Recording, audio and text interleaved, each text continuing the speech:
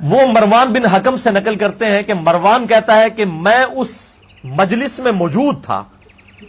جہاں پہ سیدنا عثمان جب خلیفہ راشد تھے، ان کا اور سیدنا علی کا اختلاف ہو گیا ایک مسئلے میں، اور وہ اختلاف یہ تھا کہ سیدنا عثمان رضی اللہ تعالیٰ عنہ حج تمتع پر پابندی لگا رہے تھے، جبکہ بخاری اور مسلم میں ہے کہ آپ سے نے بڑی محنت کر کے مشرکین عرب کی یہ رسم توڑی تھی، وہ حج تمتع کو حرام سمجھتے تھے، اور نبی علیہ السلام نے بخاری مسلم میں آتا ہے یوں انگلیاں داخل کی اور فرمایا قیامت تک حج اور عمرہ یوں داخل ہو گئے، اب قیامت تک حج تمتع ہے، میں نے اس کو جاری کر دیا، ایک سفر میں حج اور عمرہ دونوں کیے جائیں۔ اتنی مشکل سے یہ مشرکانہ رسم توڑی، لیکن سیدنا عثمان رضی اللہ تعالیٰ عنہ نے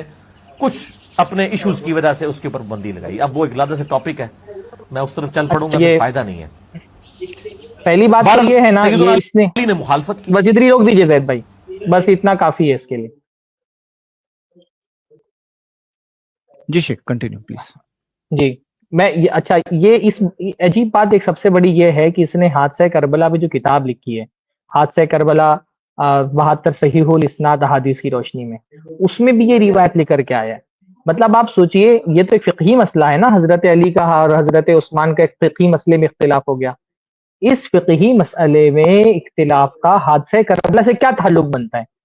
مطلب یعنی حادثہ کربلا اس لیے پیش آیا تھا کیونکہ حضرت عثمان نے حج تمتع پہ پابندی لگا دی تھی۔ حادثہ کربلا کے پس منظر میں حدیث تمتع والی حدیث لا کر کے یہ کیا ثابت کرنا چاہ رہا ہے؟ یعنی وہ جو بات ہم شروع سے کہتے آ رہے ہیں نا کہ اس کا کام ہے صحابہ کے بارے میں لوگوں کے ذہن کو مسموم کرنا، زہر آلود کرنا، صحابہ کی شبیہ بگاڑنا۔ یہ ایک فقہی مسئلہ ہے، فقہی مسئلے میں صحابہ سے بہت سارے مسائل میں اختلاف ہوتا رہا ہے، تو اس فقہی اختلاف کو کربلا کے پس منظر میں پیش کر کے یہ کیا ثابت کرنا چاہ رہا ہے کہ نعوذ باللہ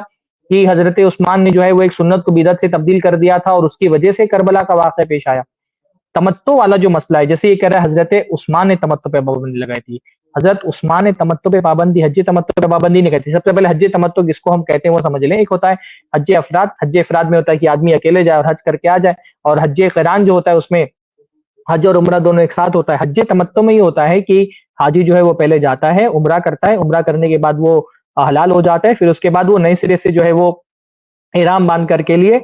حج کرتا ہے، اس کو حج تمتع کہا جاتا ہے۔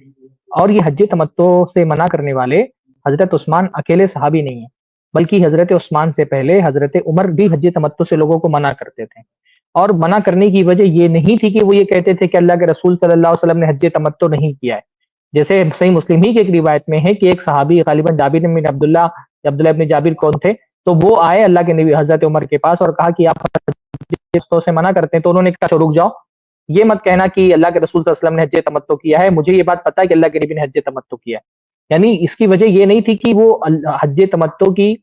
سنیت کا یا اس کے استحباب کا انکار کرتے تھے، بلکہ اس وقت ایک انتظامی مسئلہ ہوتا تھا۔ حضرت عمر نے وہ بات واضح بھی کی کہ کیا ہوتا ہے کہ لوگ عمرہ کرنے کے لیے آتے تھے، اور عمرہ کرنے کے بعد جب وہ پاک ہو جاتے تھے تو اب ہمارے دور میں جیسے کہ ہوٹلز وغیرہ ہوتے ہیں، تو اس زمانے میں ایسے عزیزیہ میں اور دوسرے ہوٹلز نہیں ہوتے تھے، تو ہوتا یہ تھا کہ ایک بڑا سا پیلو کا درخت تھا، تو بعض لوگ نا اس کی اوٹ میں جا کر کے اپنی بیوی سے ہم بستری کرتے تھے، کیونکہ کھلی جگہ کوئی ایسی کمرہ وغیرہ وہاں پہ اور خیمے وغیرہ موجود نہیں ہوتے تھے۔ اور اس کے بعد جب وہ حج کے لیے نکلتے تھے 8 ذی الحجہ کو، تو ان کے بالوں سے جنابت کا پانی ٹپکتا رہتا تھا، تو حضرت عمر کو یہ بات پسند نہیں آئی، تو انہوں نے کہا کہ بھائی جو بھی آئے گا وہ آ کر کے صرف حج کر لے، یا حج اور عمرہ ایک ساتھ کرے، حج تمتع نہیں کرے۔ تو ایک انتظامی مسئلہ تھا، اور اس کی وجہ سے کیونکہ لوگ عمرہ بھی کر رہے ہیں، حج بھی کر رہے ہیں، تو بھیڑ بھی زیادہ ہو جاتی تھی طواف کرنے میں، تو اس لیے انہوں نے اس پر ایک انتظامی حیثیت سے پابندی لگا دی تھی۔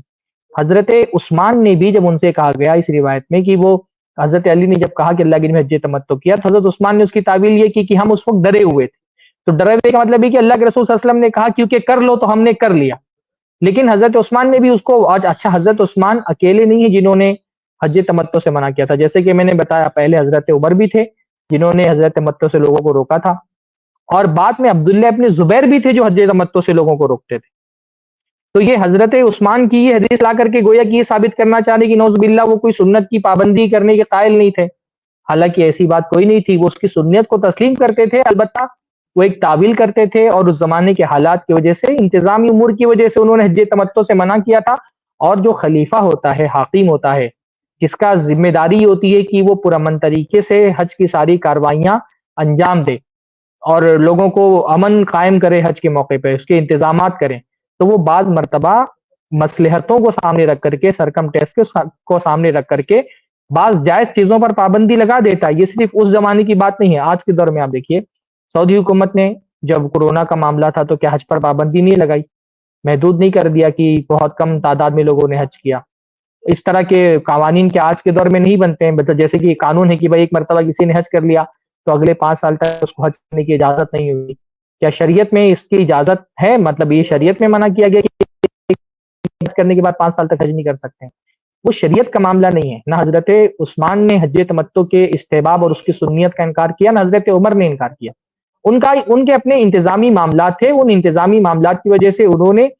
وقتی طور پہ لوگوں کو روکا کہ وہ حج تمتع نہ کرے۔ تو یہ ایک فقہی اختلاف ہے۔ ایسے بہت سارے مسائل میں صحابہ کے درمیان فقہی اختلافات ہوتے تھے۔ حضرت علی کے بھی بہت سارے مسائل میں فقہی اختلاف ہوئے، اور اس فقہی اختلاف کو ہم تسلیم بھی کر لیتے ہیں۔ ہم یہ تسلیم بھی کر لیں کہ چلیے حضرت عمر سے اس معاملے میں اجتہادی خطا ہو گئی حج تمتع کے معاملے میں، اگر یہ تسلیم بھی کر لیا جائے تو اس پر حضرت عثمان پہ کیا بلیم آتا ہے؟ اس سے اگر ایک اجتہادی طور پہ کوئی فتویٰ ان سے سرزد ہو گیا جو صحیح نہیں بھی تھا تو اس سے ان پر بلیم کیا آتا ہے؟ بس ایک فقہی اجتہاد میں غلطی ہوئی نا، تو مجتہد اگر غلطی بھی کر دے تو اس کے لیے تو ایک اجر ہوتا ہے۔ تو حج تمتع سے روکنے کو کربلا سے لے جا کر کے جوڑ دینا سوائے خیانت کے اور کچھ نہیں ہے، جس کا مقصد ہوتا ہے لوگوں کے ذہن میں صحابہ کرام کی تشبیہ بگاڑنا۔ اور بھی بہت ساری باتیں علماء نے لکھی ہے نا، جیسے یہ بھی کہ چونکہ ایک ہی بار حج کرتے تھے اور ساتھ میں عمرہ بھی ہو جاتا تھا تو دوبارہ سفر نہیں کرتے تھے کچھ لوگ، وہ چیزیں بھی سفر نہیں کرتے تھے تو چاہتے تھے۔ حضرت عمر نے بھی یہ بات کہی کہ وہ چاہتے تھے کہ عمرہ کے لیے لوگ الگ سے آئے سفر کرنے کے لیے، حضرت عمر نے یہ بات کہی، یعنی کثرت عبادت، یعنی اور زیادہ عبادت ہو، اللہ کے گھر کی زیارت اور زیادہ ہو۔ تو انہوں نے جو کچھ ڈیسیزن لیا، ایسا تو نہیں کہ حج کو بین کر دیا، حج کے کئی آپشن تھے نا، تو ایک آپشن کو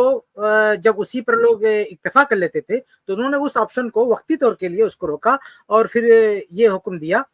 تاکہ زیادہ سے زیادہ لوگ ثواب کمائیں، زیادہ سے زیادہ اللہ کے گھر کو آئیں، حج کے لیے بھی آئیں، عمرہ کے لیے بھی آئیں۔ تو یہ تو ایک اچھا ان کا حسن انتظام تھا، اور اس طرح کے فیصلے صرف حج سے متعلق تھوڑی ہیں۔ عمر رضی اللہ تعالیٰ عنہ نے تو پھر دیکھیے اہل کتاب سے شادی کرنا جائز ہے، لیکن وہ منع کرتے تھے مت شادی کرو۔ کیوں؟ کہتے تھے تم لوگ اہل کتاب سے شادی کرو گے، ہماری لڑکیوں سے کون شادی کرے گا؟ اگر ایسا ہوتا کہ ہمارے کوئی اویلیبل نہیں ہے تو جا کے آپ اہل کتاب سے شادی کرتے ہیں، ہماری لڑکیاں جو ہے انتظار کر رہی شادی کی، اور ان کو چھوڑ کر تم جا کے اہل کتاب سے شادی کرتے ہو، تو حرام تو نہیں کہا انہوں نے، لیکن ایک انتظامی کبھی کبھی ایسا مسئلہ آتا ہے کہ کسی اور وجہ سے جو چیز جائز ہے اس پہ روک لگائی جاتی ہے۔ خود اللہ کے رسول صلی اللہ علیہ وسلم نے علی رضی سے کہا کہ اگر تم نے ابو جہل کی بیٹی سے شادی کیا تو میری بیٹی کو طلاق دینا پڑے گا۔ میں اپنی بیٹی فاطمہ رضی اللہ تعالیٰ عنہ کے ساتھ اللہ کے نبی کی بیٹی ہے، ہماری اللہ کے نبی کی بیٹی کے ساتھ اللہ کے دشمن کی بیٹی اکٹھا نہیں ہو سکتی، اور اللہ نے صاف کہا کہ میں نہ حلال کو حرام کرتا ہوں نہ حرام کو حلال کرتا ہوں۔ یعنی ایک سے زائد شادی کرنا جو آپشن ہے، اہل کتاب سے شادی کرنے کا بھی جواز ہے، وہ اپنی جگہ پہ ہے، لیکن یہاں جو انتظامی مسئلہ تھا کہ نبی کی بیٹی ہے تو اللہ کے نبی صلی اللہ علیہ وسلم نے سختی سے منع کیا، ایسا نہیں ہو سکتا۔ تو کیا نبی نے معاذ اللہ قانون بدل دیا کہ اللہ کے حکم کو بس پٹ ڈال دیا؟ معاذ اللہ نہیں۔ تو ایک انتظامی مسئلہ جب آپ نے دیکھا کہ ہمارے گھر، ہماری بیٹی کے گھر میں علی رضی اللہ عنہ مسلمان ہیں، فاطمہ ہیں، ان دونوں کو خدمات انجام دینی ہے، اسلام کے لیے کام کرنا ہے، تو ایسے ماحول میں یہ گرچہ جائز ہے لیکن اس ماحول میں اس کی گنجائش نہیں ہے۔ تو اللہ کے نبی صلی اللہ علیہ وسلم سے بھی تو نظیر ملتی ہے نا کہ ایسا فیصلہ لیا، وقتی طور پہ انتظامی فیصلہ لیا، اور حلال و حرام کی بات نہیں کی، کہا کہ یہاں پہ جمع نہیں کر سکتے۔ تو ایسے عمر فاروق رضی اللہ عنہ نے جو ہے اہل کتاب سے شادی کرنے کے بارے میں فیصلہ لیا نہیں کر سکتے۔ طلاق کے مسئلے میں دیکھیے آپ، 3 طلاق جو ہے ایک وقت دی جائے تو ایک ہوتی ہے۔ عمر ابن خطاب رضی اللہ تعالیٰ عنہ بھی اس کو مانتے تھے، میرا اس پہ پورا کمپلیٹ لیکچر ہے، جا کے دیکھ سکتے ہیں، لیکن انہوں نے جب دیکھا کہ لوگوں نے بہت زیادہ اس میں جلد بازی کرنا شروع کر دیا اور ایک تماشا بنا دیا ہے تو انہوں نے بین کر دیا کہ نہیں، آپ لوگ اگر کسی نے 3 طلاق دیا تو میں بھی الگ کر دوں گا۔ وہ الگ کر دیتے، حلال نہیں تھا اس وقت زمانے، انہوں نے کہا کسی نے حلال کیا تو میں اس کو رجم کر دوں گا۔ یہ جو آج لوگ مزے لے کے عمر فاروق کا فتویٰ پیش کرتے ہیں نا کہ دیکھو وہ تو مانتے تھے 3 ہو گئی، ارے تم تو 3 مان کے حلال کی گنجائش دے دیتے ہو، لیکن عمر ابن الخطاب رضی اللہ عنہ ان کی سزا تھی، وہ کہتے تھے میں دونوں کو الگ کر دوں گا، یعنی دوبارہ ان کے ملنے کا کوئی آپشن ہی نہیں رکھتے تھے وہ، اور وارننگ دیتے تھے اگر کسی نے حلال کی بات کہی تو میں اسے رجم کر دوں گا۔ تو ایسے بہت سارے فیصلے لیے ہیں ابو بکر صدیق رضی اللہ تعالیٰ نے، عمر فاروق رضی اللہ تعالیٰ نے، عثمان بن سارے خلفاء نے اس طرح کے فیصلے لیے، تو اس کو عیب نہیں گرداننا چاہیے، انہوں نے اس کو اچھا سمجھ کے ہی کوئی فیصلہ لیا، لوگوں کی بھلائی کے خاطر ہی فیصلہ لیا ہے۔ अच्छा, उलमाए सलफ ने जितने लोगों ने इस मसले को बयान किया, इस तरह के जो भी मसाइल उलमा बयान करते हैं तो उसको बयान ही करते हैं कि जुमहूर साहबा का ये कौल है मगर फला फला साहबा ने का ये कौल है, यानी यही पूरा बयानिया यही टोटल रहता है कि इस मसले में साहबा आम साहबा के ख्यालात ये हैं और फला फला साहबा का ख्याल ये है। लेकिन ये तो पहली दफा सुन रहा हूँ कि एक शख्स आ रहा है और साहबा कराम रिजवानुल्लाहि ताला अलैहिम अजमईन की जो फिक़ही इख्तिलाफात हैं, किसी सहाबी की कोई राय तो उसको आयब के तौर पे बयान करना फिक़ही राय को, ये तो मतलब कानों में ये पहली आवाज होगी जो इस तरह से आदमी बोल रहा है। वरना तमाम सलफ ने आरा बयान किए उलमा की और सहाबा की भी, सहाबा के आरा बयान किया और जुमहूर साहबा ये कहते, फला साहबी ये कहते, इसी तरीके पे बयान किया गया है। इसको बदल करके आयत की तरफ बयान करना ये हजरत का कारनामा है। वला हौला वला कुव्वता इल्ला बिल्लाह।